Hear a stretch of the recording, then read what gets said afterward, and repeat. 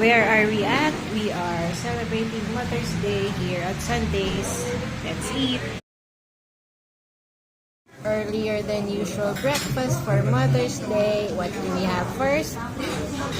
Hot salted caramel coffee. Let's drink. For the main course, we got sausage, scrambled egg, and waffles. What else? And pancake, just pancake, ay tres queso with syrup and whipped cream. Let's eat! More food. We have the bacon slab with fried egg and French toast with fruits. More food. Yummy, yummy. Lastly, we have chicken with waffles. Yum, yum, yum.